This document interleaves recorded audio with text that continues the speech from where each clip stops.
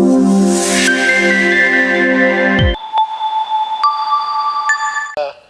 the occasion of World Egg Day, press conference arrange చేసిన వచ్చిన ప్రతినిధులకు, ప్రెస్ వారికి, మీడియా వారికి, స్టేజ్ మీద ఉన్న పెద్దలందరికీ నా అభినందనలు, ధన్యవాదాలు. ఈ ప్రపంచంలో అక్టోబర్ 2nd ఫ్రైడే నాడు వరల్డ్ ఎగ్ డే అని చేసుకుంటారు. అలాగే మనం ఇండియాలో కూడా వరల్డ్ ఎగ్ చేస్తున్నాము. కానీ వరల్డ్ ఎగ్ డే అనడం కన్నా దీని ఇన్క్రెడిబుల్ ఫుడ్ డే అనడం చాలా ఉత్తమం. ఎందుకంటే ఎగ్ అన్నది ఎగ్ కాదు, ఇట్స్ ఏ హోల్సమ్ ఫుడ్. భారతదేశంలో మనం ఇవాళ నంబర్ 2 పొజిషన్ ఉన్న వరల్డ్లో దాదాపులో 142 బిలియన్ ఎగ్స్ మనం ప్రొడ్యూస్ చేస్తున్నాము. పర్ క్యాపిటల్ కన్సంప్షన్ తీసుకుంటే ఇప్పటికి కూడా మన దగ్గర ఇంకా దాదాపులో 90-92 ఉన్నాయి. మనం న్యూట్రిషన్ రికమెండేషన్ చూసుకుంటే ఆల్మోస్ట్ డబుల్ చేయాల్సిన అవసరం ఉంది. కారణం ఏంటంటే ప్రతి మనిషి వారి వెయిట్ ప్రకారంగా 1 gram per kilo body weight protein తీసుకోవాలి.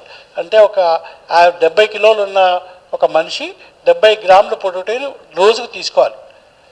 కానీ మీరు ప్రోటీన్ అవైలబిలిటీ వరకు తీసుకుంటే 70 వరకు అసలు మన భారతదేశంలో ప్రోటీన్ చాలా తక్కువగా ప్రొడ్యూస్ ఉంది. మీరు పప్పు దినాలు తీసుకున్నా లేకపోతే నాన్ వెజిటేరియన్ ఫుడ్ తీసుకున్నా అసలు అవైలబిలిటీ ఉండేది కాదు.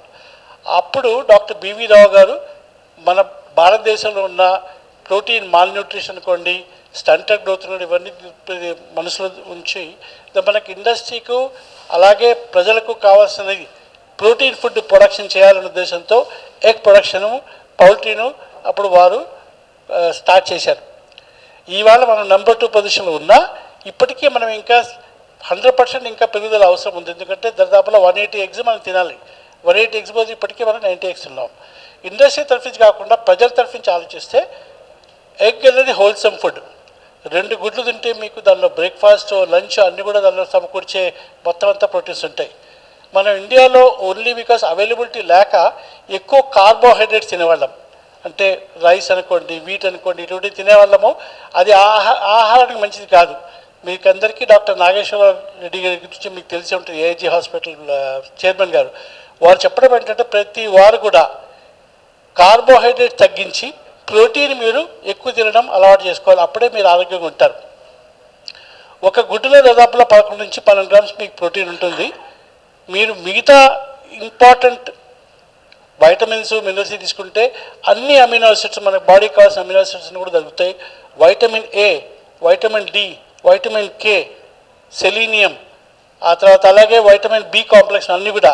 ఇది కాకుండా మజిల్ స్ట్రెంథనింగ్ కోసం అని చెప్పి మనకు ప్లస్ వయసు వచ్చిన వారికైనా సరే, చిన్నపిల్లలకైనా సరే, మెంటల్ స్ట్రెంత్కైనా సరే మనకు ఖచ్చితంగా డి కావాలి. బోన్ స్ట్రెంత్కు, మజిల్ టైటన్ చేసుకోవడానికి. అలాగే కోలిన్, ఎందుకంటే మనకు కోలిన్ ఉంటే కానీ ఈ ఫ్యాట్ ఆల్మోస్ట్ అందరు కూడా చూసుంటారు. కోలిన్ క్లోరైడ్ ఎందుకు అవసరం ఉందంటే మనకు ఫ్యాటీ లివర్ డిజీజ్ అనేది ప్రాబ్లం.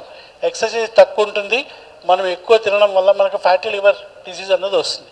ఈ ఫ్యాటీ లివర్ తగ్గాలంటే మనకు కోలిన్ ఖచ్చితంగా బాడీలో కావాలి.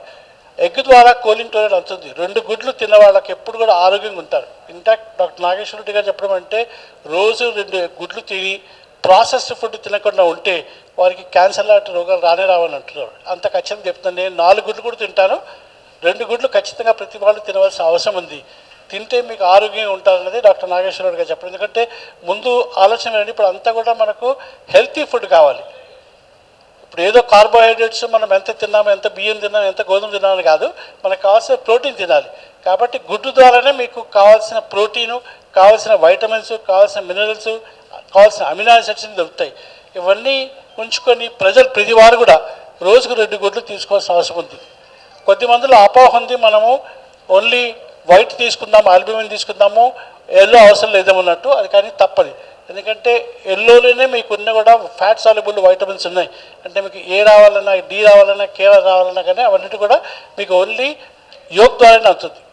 ఇది కాకుండా మనకు ఎల్డిఎల్, హెచ్డిఎల్ కొలెస్ట్రాల్ ఇందాక డాక్టర్ గారు చెప్పారు.